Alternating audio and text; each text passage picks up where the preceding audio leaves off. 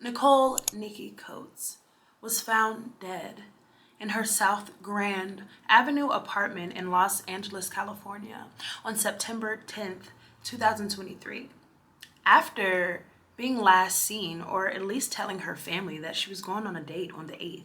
Literally 2 days later, Maleesa Mooney was found dead in her South Figueroa apartment that is also in Los Angeles, California. No one can imagine why these two beautiful souls were stripped away.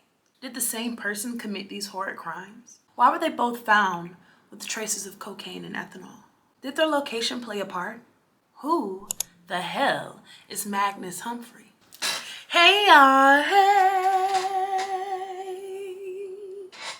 We are back with another SW and true crime video. Welcome back, welcome back, welcome back. I know y'all missed me because I missed y'all.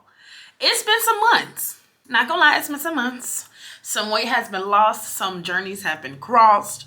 A lot of things have been happening, but I really missed y'all. If you've missed me, I have a main channel. It's Just Judy if you want to check that out.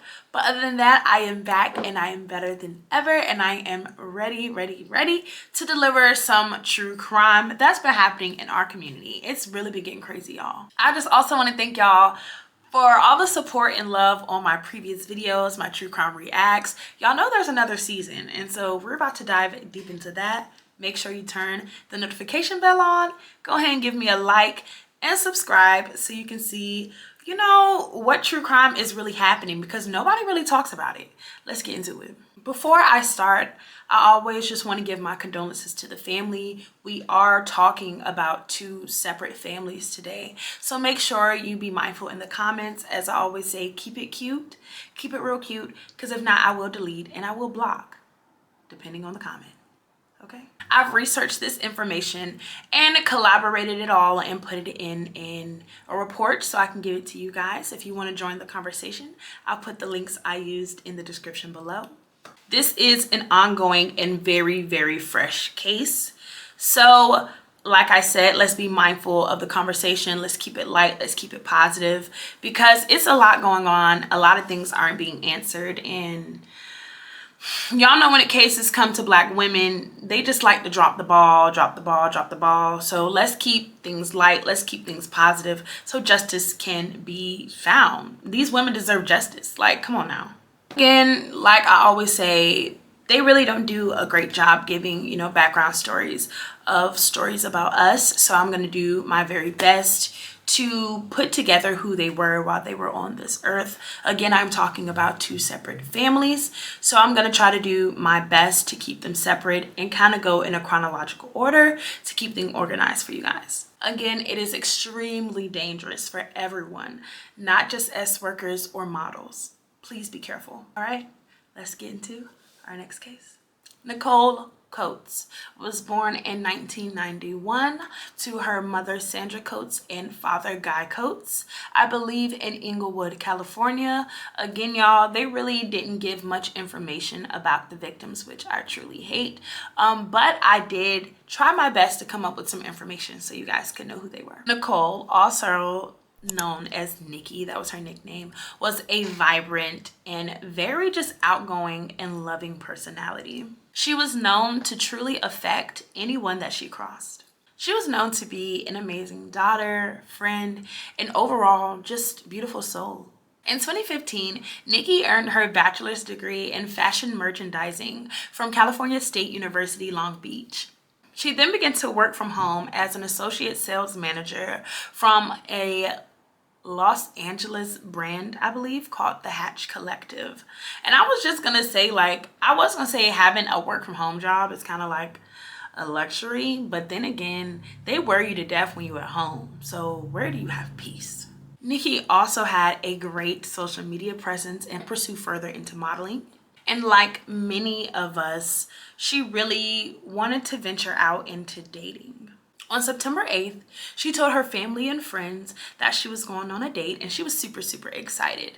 But unfortunately, that would be the last time they would hear from her. Maleesa Marie Mooney was born in 1992 in Georgetown, Guyana, to her mother, Margaret McDonald, and father. She is the older sister to Guyanese pop star Jordan Pauline. I'm not sure if they have any other siblings, but that's all I could find regarding them too. In 2015, they eventually moved to the Crenshaw area in California, I'm guessing to help further her sister's singing career.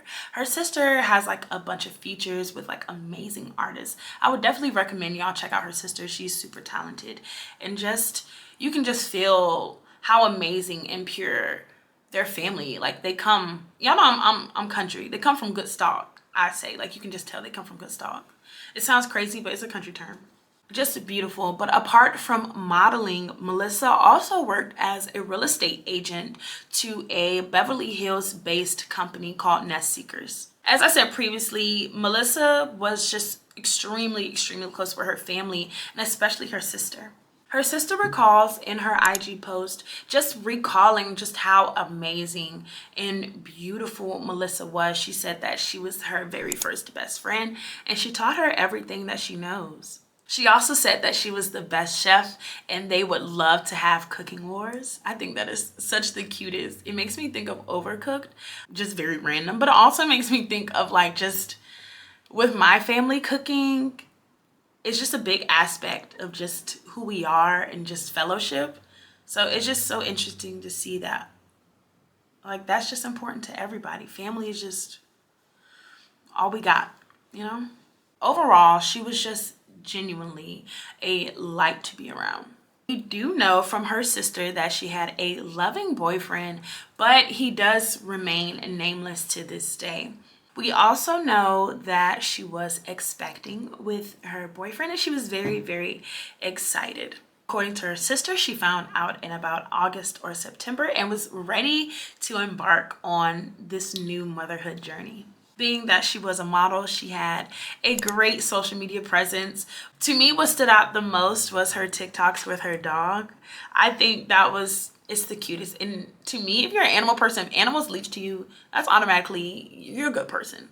And just watching, I don't know, her energy, I know for a fact she's missed. And it just hurts my heart to tell you what really happened. So let's begin. Okay, y'all, so prepare yourselves, please, because what is coming next may confuse you or may have you ready to fight, or both. Let's begin. Okay, y'all, so we'll go in order of timeline or chronological order, like day by day, like the first, second, third, fourth, fifth type of order to make things go easier, because again, we are talking about two different victims and they happen back to back.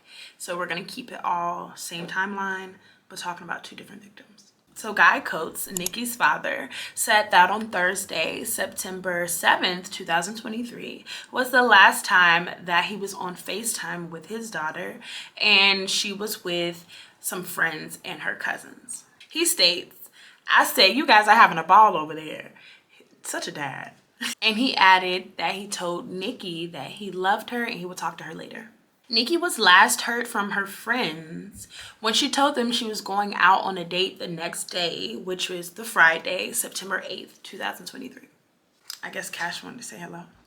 When she didn't respond to any calls or text messages from her cousin she was previously with, they immediately got alarmed because that was not like her at all. So her father and aunt went over that Sunday to her apartment to check on her.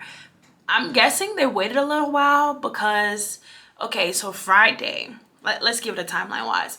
So Friday, she tells everybody she's going on a date. That's the last time they hear from her. So maybe they're like, oh, maybe it was a good date. Maybe, you know, the next day she needs like a recovery, or like maybe she had like an all night out. So maybe they were giving her like that Saturday of like grace period before Sunday. They were like, we gotta go check. Let's also note that her father had a key to her apartment, being that, you know, your parents have your keys sometimes, or, you know, a trusted person.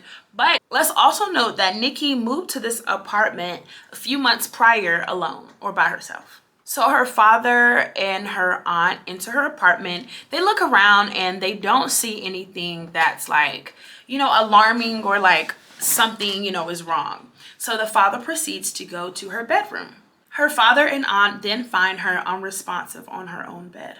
Guy recalls that she was just kind of laying there, stretched out and relaxed. And as soon as he touched her, he stated that she felt like a rock. So that's when he immediately called 911. He also said he didn't stare at her too much.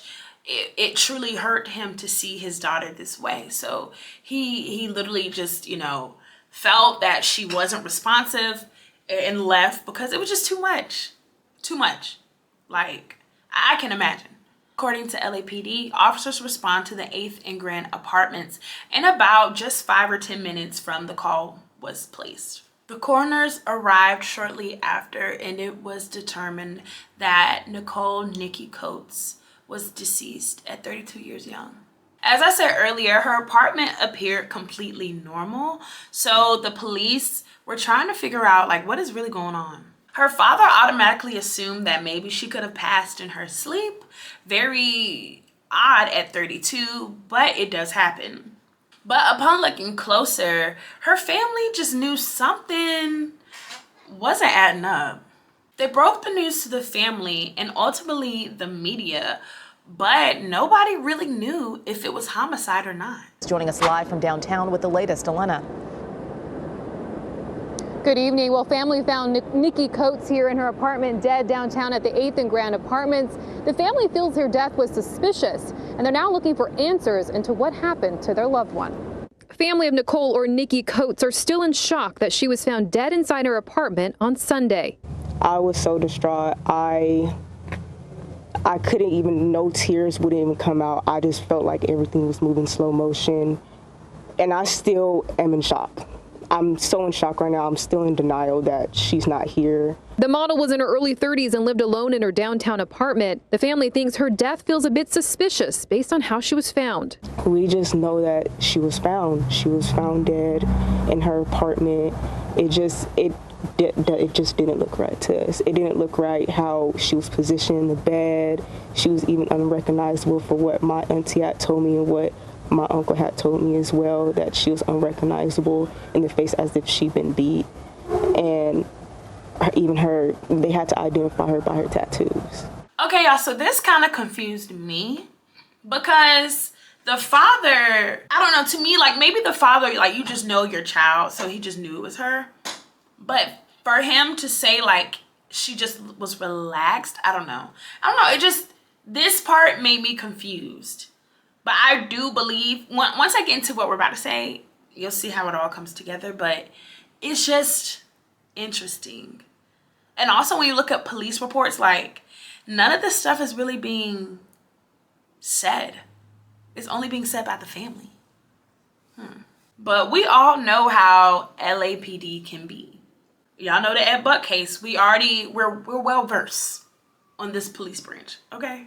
As they waited and honestly still waited for answers, Shania Mason made it a point to make sure her cousin was still being remembered as the vibrant and loving person she was. This is our reality now, like living without her, and I know it's not going to hit for a while until holidays come up and really, you know, when people come over, family members come over, I know she's not going to walk in the door. And I know it's not going to hit yet because this still has not hit me. It has not. But I just know I love her, and I will forever love her, and I just want her spirit and her legacy to live on.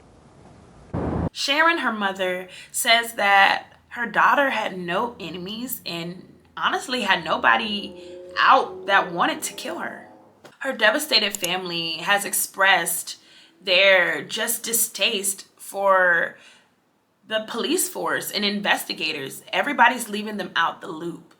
This is their daughter. This is their cousin. This is their friend. This is their family member. And nobody's telling them anything. And this happened in September. They just continuously got left out of the loop.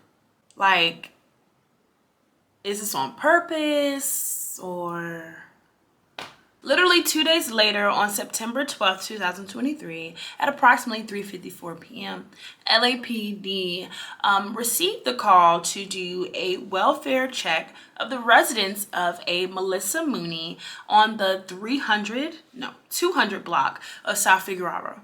That word is so hard for me to say. Figueroa? South Figueroa Street, also known as Maleesa Mooney's residence. Her family and friends called for a welfare check because Maleesa was not answering any calls or texts, which wasn't like her at all. To paint a better picture, Maleesa's family and friends ultimately became concerned the week of September 7th when they just stopped getting in contact with her. Then suddenly, their iPhone messages, which usually would be, back-to-back blue, were now turning to green. Officers entered the apartment and found a deceased woman who was later identified as 31 years young Maleesa Mooney. And like Nikki, she had just moved to this apartment, but Maleesa had moved to this apartment, I think, like a month ago. Upon looking at the scene, the officers that were there to do the welfare check just knew something wasn't right. So they immediately decided to call investigators to come get another look. Detectives from the LAPD Central Bureau Homicide Unit came and confirmed that it literally looked like a homicide. This was not accidental at all. Although the exact cause of death was unknown at the time, they immediately just knew it was a homicide. Forced injuries as well as abrasions, contusions, and lacerations were found on her face, head, and upper left arm. This automatically gave them the green light to launch a murder investigation. A police report indicates that she was last seen on surveillance cameras of her apartment complex on September 6th, which was the day her family last spoke to her. The next day, a man was seen using her key fob to enter the elevator and then go into her apartment with grocery bags. Like, what is in these bags? What is in these grocery bags? Residents living in the high-rise apartment had already been aware and, telling the apartment supervisor or, the head of the apartment that there was a lot of suspicious people, walking in and out of the apartments. And I just want to say they really do not care. They don't. I had a situation where I was being stalked at one of my apartments and I told them and they literally told me what do you want me to do about it? Can you let residents know that there's a stalker around? I had to literally call the police, do a whole report. Sorry, I'm messing with my hair. Literally had to call the police, do a whole report, the whole shebang. But it's just, again, these apartments do not care. Women literally are being, stalked and harassed, and people are just okay, and then when it comes down to cases like this, then you want to say oh my God, he fought there, here's the tapes. He did use her key fob. What's the point of having a specific key fob? We're not gonna get into that, but it's just, who cares anymore? We need people that care again, please. Jordan Pauline, Maleesa's baby sister, says via Instagram, "We're supposed to grow old together. That's not supposed to happen to her. She was the most amazing girl ever. She's so kind, she's so genuine, she's so loving," Jordan said. To have someone do what they did to my sister, to that caliber, is sick. It's demented. Yes, y'all, that sweet angel, this sweet angel was an expecting mother, and she was so excited. Get this, y'all. Whoever did this stole her MacBook, her iPhone, and according to her sister, Maleesa's iCloud account was still on she was online. A dumb criminal. So remember, this was in September of 2023. So investigators called out to the public to, get clues and to get help because they really did not know why was she targeted like this. Yeah, Mark, police actually made 2 separate welfare checks at this woman's apartment. The first late last week. The second, the family had to wait days in agony.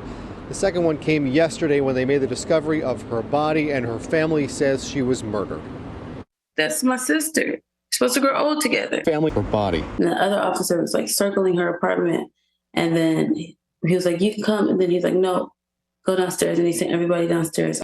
LAPD's Homicide Bureau is now investigating to determine a cause of death, though her family thinks she was killed. Whoever did it stole her belongings because they're trying to sell her iPhone and her MacBook because her iCloud is like, it had an alert like she was on. Residents of the Sky at Bunker Hill Apartments where this happened have been left shaken. It is scary. Have the police shared any information about the nature of this killing and what it might say about the killer? Have they asked you for any help in terms of getting them leads to who might have done this? I've given them, I'm doing my own investigation at this point. I'm giving them everything that I know, you know, to the point that they're like, just back off, and they're not even like, they're not even answering, you know. They called my mom today, but still, again, nothing. They said they can't let us know anything, so nothing. And no information about a robbery or any other motive that might have led to this? Well, we know that her phone and laptop was stolen. And when we went to go get her belongings from her apartment, we noticed that the refrigerator was missing. So that was a part of evidence.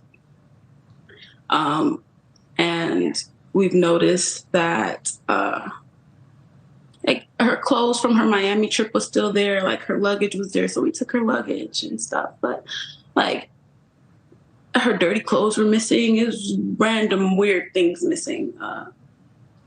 But what I realized that was most important, what we need was like her iPhone and laptop. It just doesn't make sense. I don't know who would do this. Jordan, what about the pregnancy? Is there any thought that the pregnancy had anything to do with this, given the fact that it was so new? It was maybe even brand new news to the father. Yeah, like this is something like my sister wanted, you know. She told my mom like earlier, like at the end of August, that she missed her period and stuff. Like she's like excited, giddy about it. And like they like to break the news to me late, you know. So I didn't know anything about it. And then when her friend guy that she's dealing with called me, he talked to me and my mom, he told me in her like, yeah, she was pregnant. We were expecting, and like we were going to go to the doctor and, you know, weigh out our options. But I know that she wanted to keep it. Like he's devastated. He's heartbroken. But you know, the police, they, no matter what, in an incident like that, they will always look first to a boyfriend or a family member. Do you know if they questioned the father of the child? I don't believe they have questioned him yet either. Do they know that she was pregnant, the police? I've given them this information. And they know who the person is, in case they do want to follow up. I've given them everything that I know. Jordan, I'm so incredibly sorry that you have learned this information in this way. I can't imagine what it's like to go through this. My heart goes out to you and your family, as well as the family of Nikki Coates, the other model just a mile away. And I am praying for some resolution for you in this case, and that they catch whoever did this, the monster who did this to your sister. God bless you. An autopsy was conducted by the LA County, and they found traces of cocaine and ethanol in her system. And to me, I don't think she did that on her own. She was an expecting mother and she was excited. No expecting mother that's excited to bring life is gonna willingly do drugs and willingly drink. Be for real. She also had one rib that was fractured, as well as the contusions and abrasions I mentioned earlier. The report said that the blunt injuries were not severe enough to be the cause of her death. However, they do believe that a physical altercation was the cause of her death. Ultimately, her cause of death was determined as homicidal violence. The report suggests that she may have been asphyxiated, but no marks of strangulation were noted. I can't imagine what it was like for you to learn these details, but I also want to know if you're only just learning these details. Had police never shared this information with you before? No, we had to get it from the mortuary. The police haven't told us anything. And that's got to be, you know, so difficult in itself, as there is a killer out there, and not just a killer, there is a brutal murderer out there. I listened to your interview with Nancy Liu, and I wanted to make a certain note about the injuries that you learned of with your sister. 2 broken ankles, but were there other injuries to her hands, arms, and legs? Did she suffer other broken limbs or cuts or bruises? Can you describe what the injuries were? Head trauma, her whole body damaged, her entire body, from her head to her toes. To the point where the mortuary said that they had to literally, and I'm quoting, put her back together again? Yes.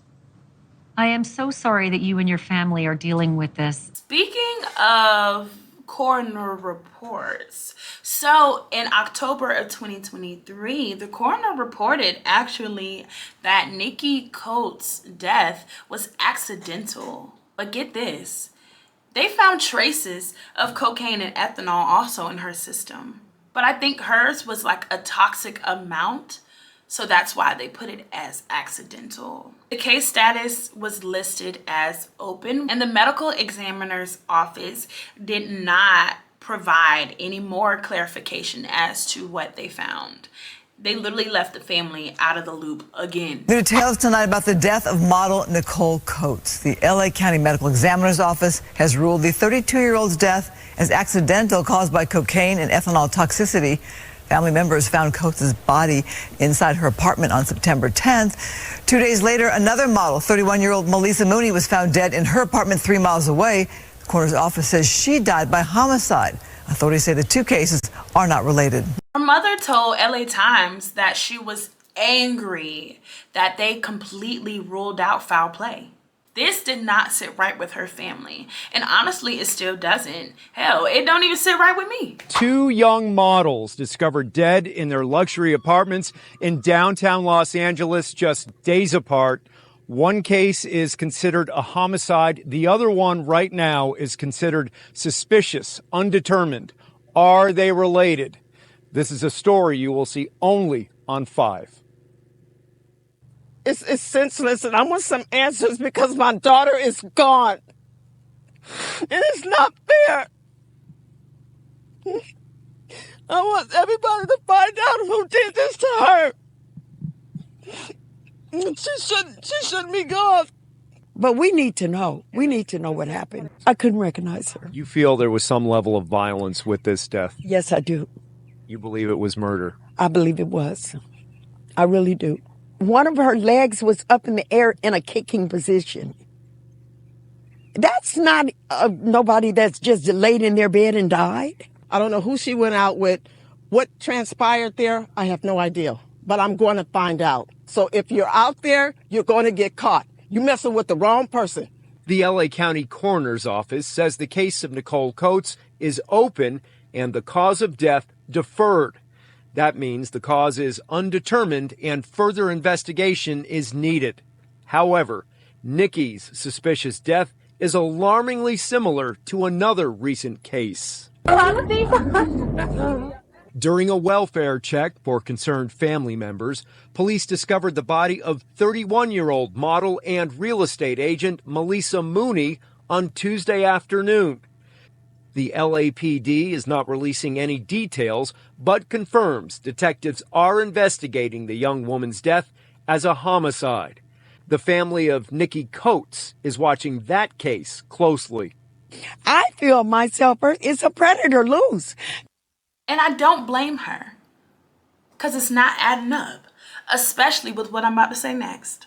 On Wednesday, February 21st, 2024, so literally a week ago from when I'm recording this, the LAPD announced that 41-year-old Magnus Daniel Humphrey, what a name, sorry to all the Magnuses out there, just call it straight, of Hopkins, Minnesota, was arrested for the alleged murder of Maleesa Mooney. And I have to say, and they're also saying alleged because y'all know how due trial and process is. Until you have the whole process, it is alleged. Until we know for a fact, it is alleged. According to authorities, Magnus was initially arrested for an unrelated federal warrant and is on probation for drug offenses. Drugs? Like cocaine, you say? He was waived extradition and brought to LA to face the murder charge. Police would not share a possible motive as to why and did not release whether the victim and him knew each other or not. District Attorney George Gascon says that Miss Mooney opened her home to this individual with trust, but was repaid with torture and murder. The heinous disregard for Miss Mooney's life will not go unpunished. This makes me believe that he was like a hired worker. You know how you can hire people on like those apps and they come and they put stuff up. She had literally just moved to her apartment a month ago. So maybe she was trying to hire somebody to put stuff up. And you know, he did that to her and stole her keys. Like he wanted a place to stay. I don't know, it was giving bum. But she went missing the same time Nikki did. So it has me thinking, like, did he go on a date with Nikki? Like try this out with Nikki, kill her with drugs and try to do it again, but this time it didn't work with the drugs, so he like beat Maleesa? I don't know, y'all. Or even like maybe she could have been renting out her couch. LA rent is expensive. Officials didn't say what led homicide detectives to him, but we can, you know, conclude and confer that it was probably the materials he was trying to sell that was Maleesa's. So I didn't get into too much detail about how Maleesa was found, but her ankles and wrists were bound together, and the bindings were tied to each other behind her back with miscellaneous items around the house like electrical cords or clothing. A gag was made from an article of clothing and then she was stuffed into her refrigerator. I'm guessing he put her in the refrigerator to avoid decomposition and he didn't want, you know, the neighbors to smell her. I really don't know. The district attorney's office did say that Magnus was staying with Maleesa, but they didn't go into, you know, what the relationship they had. I can honestly just give an educated guess and say that this was not her boyfriend. Just seeing an interview with Jordan and how Jordan spoke about the boyfriend. She even said that they looked into him. That's not something he would do. And I'm not trying to be funny, but it don't look like he's Maleesa's type. Let's be real.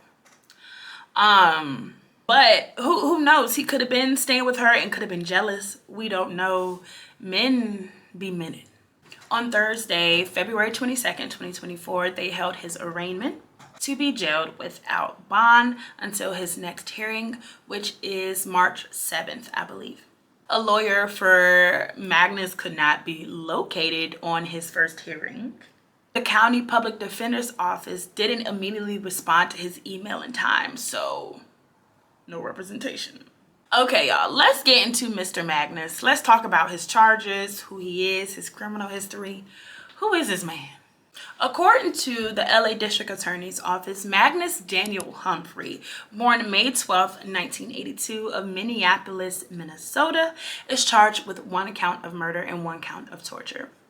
It is alleged that the murder of Miss Mooney was committed by Magnus Humphrey, and that the murder was intentional and involved the infliction of torture with the meaning of Penal Code Section 190.2A18.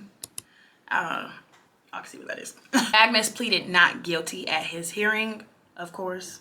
The first preliminary hearing is set and scheduled for March 7th, and I believe there's going to be about 10 because when I saw the documentation, it was like 0/10. I don't know. If y'all know what that means, let me know in the comments. Magnus was arrested on November 3rd, 2023 in Minneapolis and was extradited to LA. Again, held with no bail, and if he is charged, he will face life in jail. It is no shock or, that Magnus Humphrey had a violent past in Minnesota. In 2009, he was convicted of second-degree assault charges against his ex-fiancée in Bloomington, accused her of beating her with picture frames, candlesticks, and a wooden pole. He was required to submit DNA samples when he was reported to prison. But listen, y'all, not just charged, convicted. They found him guilty of being a freaking wildebeest. Additionally, court records indicate a 2013 conviction of third-degree assault, the 2009 conviction I mentioned previously, and being a prohibited person in possession of a firearm. A 2009 DWI conviction, which I researched, which is the same as a DUI, but with drugs, possibly the cocaine usage we were talking about. And lastly, or first, a 2003 conviction for being a prohibited person in possession of a firearm. As usual, I will offer my tips as someone, you know, that I don't want to say is hypervigilant, but I'd be aware. For starters, if you're struggling with substance abuse, I want you to know that you are not alone. You can get help, and I will put resources here as well as in the description. It's best to just, you know, admit that, you know, the first step is admitting, I always say, and just admit. Addiction can be anything from caffeine to a nigga. Like, it don't matter. You can be addicted to the smallest thing or the biggest things, but it's best just to get help and to know you're not alone, okay? Next, never let your guard down. Like, if you feel a bad tingling in your stomach, trust your instincts. You know yourself better than anyone else. Last, work with trusted people in modeling, or, you know, if you're getting a contractor, make sure you know, look at reviews and stuff like that. It's hard to decipher dating because we're now in the terms of like dating apps and you just genuinely don't know. But like, just try to do a little bit more research. Make sure someone always has on your location. I always say that whether it's a trusted person, a friend, make sure someone knows like at least where you are. As for this case, more information is coming out as time goes. Maleesa Mooney's case will unfold more on the week of March 7th during his first hearing. And if y'all want me to, you know, cover that or put an update in the comments, let me know. But I will keep y'all informed, so check the community post as well. I really hope they dig more into Nikki Coates' case and eventually link them to. I'm pretty sure they're not doing that now because they just label her as accidental. But you have to know that there's some clues going on here now. Like, y'all can't be that dense. They literally died the same. One just has, you know, marks of a physical altercation and one doesn't. S-work is so broad and diverse, and it has so many avenues, so many ways you can go down. And modeling nowadays is now, you know, being tied into that. And I just want to say, it doesn't matter, you know, how much you're in the limelight or not. It's extremely dangerous for everybody. That's just what I was about to say.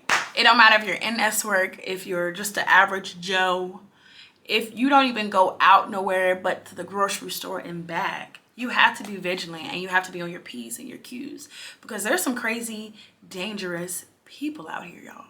In this case, these two beautiful souls were models. This is extremely serious, and it just needs to be known that Black women are being targeted by the second, by the minute, and nothing is really being done about it. All right, y'all. Thank y'all so much for sticking around with me with this episode of S-Work in True Crime. Make sure you like, subscribe, hit that notification bell so you know when I'm posting next.